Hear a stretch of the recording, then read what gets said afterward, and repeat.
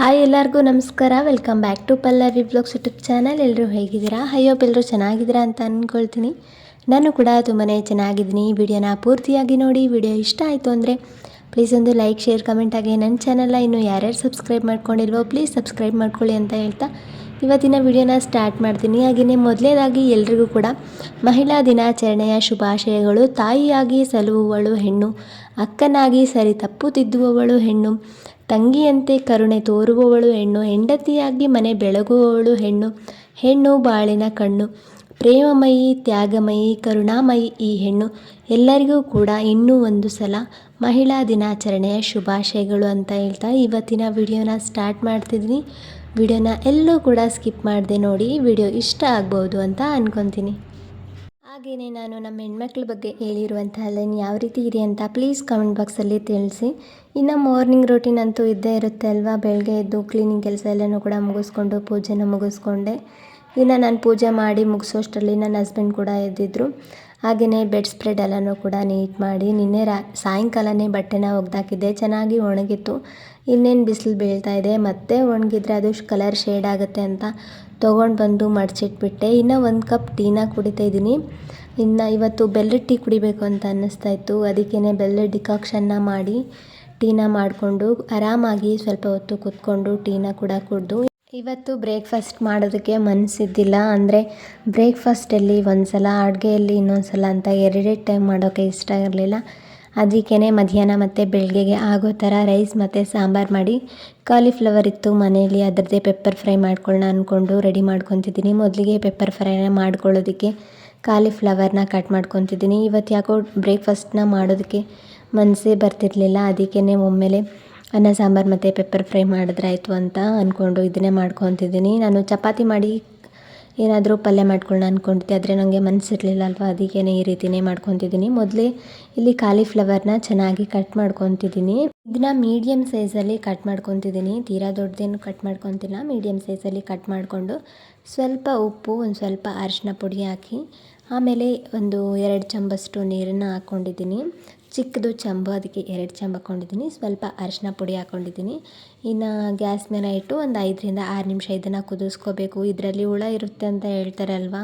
ನಾನಂತೂ ಇದರಲ್ಲಿ ಹುಳ ಇರೋದನ್ನ ಯಾವತ್ತೂ ಕೂಡ ನೋಡೇ ಇಲ್ಲ. ಎಲ್ಲರೂ ಕೂಡ ಹೇಳ್ತಾರೆ ಅಲ್ವಾ ಅದರಲ್ಲಿ ಹುಳ ಇರುತ್ತೆ, ಸ್ವಲ್ಪ ನೋಡಿಕೊಂಡು ಅಡುಗೆ ಮಾಡಬೇಕು ಅಂತ. ಅದಕ್ಕೇ ಬಿಸಿನೀರಲ್ಲಿ ಹಾಕಿ ಅದನ್ನು ಕುದಿಲಿಕ್ಕೆ ಇಟ್ಟೆ. ನಾ ಪೆಪ್ಪರ್ ಡ್ರೈನ ಮಾಡ್ಕೊಳ್ಳೋದಕ್ಕೆ 1.5 ಟೇಬಲ್ ಸ್ಪೂನಷ್ಟು ಜೀರಿಗೆ, 1-2 ಚಕ್ಕೆ, ಹಾಗೆ ಕಾಳುಮೆಣಸು, ಬ್ಯಾಡಗಿ ಮೆಣಸಿನ್ಕಾಯಿ, ಕರಿಬೇವು ಎಲ್ಲನೂ ಕೂಡ ಎತ್ತಿ ಈ ಕಡೆ ಕಡಾಯಿನ ಸ್ವಲ್ಪ ಬಿಸಿ ಆಗಲಿಕ್ಕಿಟ್ಟೆ. ಅಷ್ಟೊತ್ತಿಗೆ ಕಾಲಿಫ್ಲವರ್ ಕೂಡ ಚೆನ್ನಾಗಿ ಕುದ್ದಿತ್ತು. ಅದನ್ನು ಒಂದು ಜರಡಿಗೆ ಹಾಕಿ ಈ ಥರ ಸೋಸ್ಕೊಂಡು ಅದನ್ನು ಕೂಡ ಸೈಡಲ್ಲಿ ಎತ್ತಿಟ್ಕೊಂಡೆ. ಅಷ್ಟೊತ್ತಿಗೆ ಕಡಾಯಿ ಕೂಡ ಚೆನ್ನಾಗಿ ಕಾದಿತ್ತು. ಅದಕ್ಕೇ ನಾನು ಏನೇನು ತೊಗೊಂಡಿದ್ದೆ ಅಲ್ವಾ, ಜೀರಿಗೆ, ಕಾಳುಮೆಣಸು, ಬ್ಯಾಡಗಿ ಮೆಣಸಿನ್ಕಾಯಿ, ಕರಿಬೇವಿನ ಸೊಪ್ಪು, 1-2 ಚಕ್ಕೆಯನ್ನು ಹಾಕಿ ಚೆನ್ನಾಗಿ ಇದನ್ನು ಹುರ್ಕೋಬೇಕು.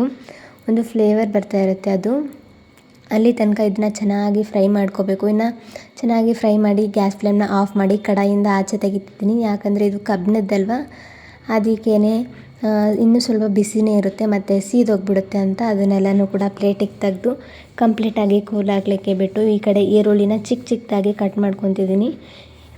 ಈರುಳ್ಳಿನ ಚಿಕ್ಕದಾಗಿ ಕಟ್ ಮಾಡಿಕೊಂಡೆ. ಅಷ್ಟೊತ್ತಿಗೆ ಇಲ್ಲಿ ಇದನ್ನು ಡ್ರೈ ರೋಸ್ಟ್ ಮಾಡಿ ಇಟ್ಕೊಂಡಿರ್ತೀವಲ್ವ, ಅದು ಕೂಡ ಚೆನ್ನಾಗಿ ಕೂಲಾಗಿತ್ತು.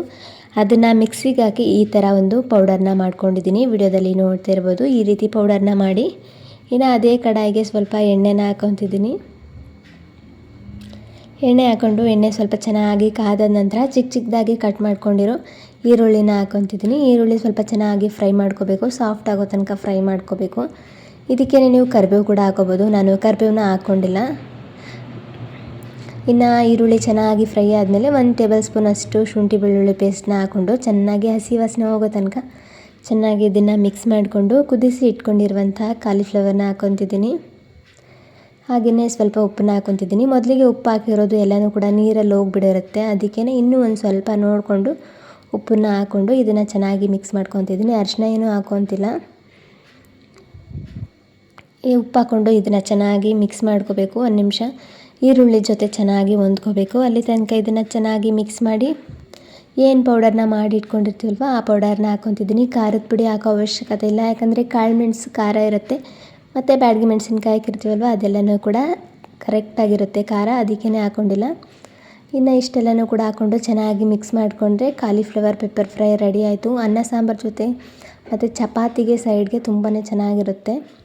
ಇನ್ನು ಪೆಪ್ಪರ್ ಫ್ರೈ ಎಲ್ಲನೂ ಕೂಡ ಮಾಡಿ ಕುಕ್ಕರಲ್ಲಿ ಬೇಳೆ ಟೊಮೆಟೊ ಎಲ್ಲನೂ ಕೂಡ ಹಾಕ್ಕೊಂಡು ಬೇಳೆನ ಕುದಿಲಿಕ್ಕೆ ಇಟ್ಟು ಈ ಕಡೆ ಒಗ್ಗರಣೆಗೆ ರೆಡಿ ಮಾಡ್ಕೊತಿದ್ದೀನಿ. ನಾರ್ಮಲಾಗಿ ನಾನು ಬೆಳ್ಳುಳ್ಳಿನ ಸುಲಿದು ಒಂದು ಏರ್ಟೈಟ್ ಕಂಟೈನರಲ್ಲಿ ಹಾಕಿ ಫ್ರಿಜ್ಜಲ್ಲಿ ಸ್ಟೋರ್ ಮಾಡ್ಕೊತೀನಿ. ನೀವು ಕೇಳ್ಬೋದು ಫ್ರಿಜ್ಜೆಲ್ಲನೂ ಕೂಡ ವಾಸನೆ ಬರಲ್ವಾ ಬೆಳ್ಳುಳ್ಳಿ ಸ್ಮೆಲ್ದು ಅಂತ. ಆ ಥರ ಏನೂ ವಾಸನೆ ಬರಲ್ಲ. ಒಂದು ಏರ್ಟೈಟ್ ಕಂಟೈನರಲ್ಲಿ ಹಾಕಿಟ್ರೆ ಅದೇನು ವಾಸನೆ ಹೊರಗಡೆ ಬರೋದಿಲ್ಲ. ಈ ಥರ ಬೆಳ್ಳುಳ್ಳಿನ ತೆಗೆದು ಅದನ್ನು ಕ್ರಷ್ ಮಾಡ್ಕೊತಿದ್ದೀನಿ. ಹಾಗೆ ಕರಿಬೇವು ಕೊತ್ತಂಬರಿ ಸೊಪ್ಪು ಹಾಗೆಯೇ ಒಗ್ಗರಣೆಗೆ ಬ್ಯಾಡಗಿ ಮೆಣಸಿನ್ಕಾಯಿ ಎಲ್ಲನೂ ಕೂಡ ತೆಗೆದು ಸೈಡಲ್ಲೇ ತೆಗೆದುಕೊಂಡು ಈ ಥರ ಸೈಡಲ್ಲಿ ರೈಸ್ಗೂ ಕೂಡ ಇಡ್ತಾಯಿದ್ದೀನಿ. ಇನ್ನು ಬೇಳೆ ಕುದಿಬೇಕಾದ್ರೇ ಅನ್ನಕ್ಕೆ ಮತ್ತು ಒಗ್ಗರಣೆಗೆ ಎಲ್ಲನೂ ಕೂಡ ರೆಡಿ ಮಾಡ್ಕೊಂಬಿಟ್ರೆ ಈ ಕಡೆ ಅನ್ನನೂ ಕೂಡ ಆಗುತ್ತೆ, ಆ ಕಡೆ ಸಾಂಬಾರು ಕೂಡ ಆಗುತ್ತೆ. ಕ್ವಿಕ್ಕಾಗಿ ಮಾಡ್ಕೋಬೋದು, ಜಾಸ್ತಿ ಟೈಮ್ ಏನೂ ಹಿಡಿಯಲ್ಲ. ಇನ್ನು ಒಂದೊಂದೇ ಮಾಡ್ಕೊತ ಕುಂತ್ರೆ ಜಾಸ್ತಿ ಟೈಮ್ ಹೋಗ್ತಾನೆ ಇರುತ್ತೆ. ಅದಕ್ಕೇನು ಸ್ವಲ್ಪ ಕ್ವಿಕ್ಕಾಗಿ ಆಗೋ ಥರ ಬೇಳೆ ಕುದಿಬೇಕಾದ್ರೇ ಈ ಥರ ಮಾಡ್ಕೊಂಬಿಡ್ತೀನಿ. ಇನ್ನು ಅಷ್ಟೊತ್ತಿಗೆ ಬೇಳೆ ಕೂಡ ಕುದ್ದು ಕೂಲಾಗಿತ್ತು. ಇನ್ನು ನಾರ್ಮಲಾಗಿ ಸಾಸಿವೆ ಜೀರಿಗೆ ಹಾಕಿ ಒಗ್ಗರಣೆ ಕೊಡೋದು. ಈ ಥರ ಒಂದು ಪ್ಲೇಟ್ ಹಾಕಿ ಆಮೇಲೆ ಸ್ವಲ್ಪ ಬೇಳೆ ಹಾಕಿ ಒಗ್ಗರಣೆ ಕೊಡೋದ್ರಿಂದ ಒಗ್ಗರಣೆ ಫ್ಲೇವರ್ ಏನೂ ಆಚೆ ಹೋಗೋಲ್ಲ, ತುಂಬ ಚೆನ್ನಾಗಿ ಬೇಳೆ ರೆಡಿ ಆಗುತ್ತೆ. ಇನ್ನು ಬೇಳೆ ಎಲ್ಲನೂ ಕೂಡ ಒಗ್ಗರಣೆ ಕೊಟ್ಟೆ. ಇದಕ್ಕೇ ಸಾಂಬಾರು ಪುಡಿ ಮತ್ತು ಕೊತ್ತಂಬರಿ ಸೊಪ್ಪನ್ನ ಹಾಕ್ಕೊತಿದ್ದೀನಿ. ಸಾಂಬಾರು ಪುಡಿನ ನಾನೇ ಮನೆಯಲ್ಲಿ ಮಾಡಿಕೊಂಡು ಇಟ್ಕೊಂಡಿದ್ದೀನಿ, ತುಂಬಾ ಚೆನ್ನಾಗಿದೆ. ಇದು ರೆಸಿಪಿ ಬೇಕಿದ್ದರೆ ಕೇಳಿ, ನಾನು ನೆಕ್ಸ್ಟ್ ಟೈಮ್ ಶೇರ್ ಮಾಡ್ತೀನಿ.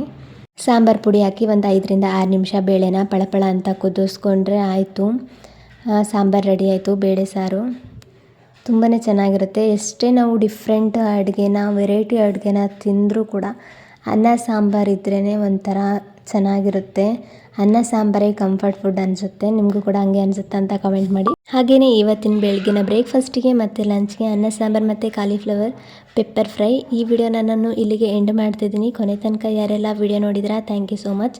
ಸಿಗ್ತೀನಿ ನೆಕ್ಸ್ಟ್ ವ್ಲಾಗಲ್ಲಿ. Keep supporting. Thank you.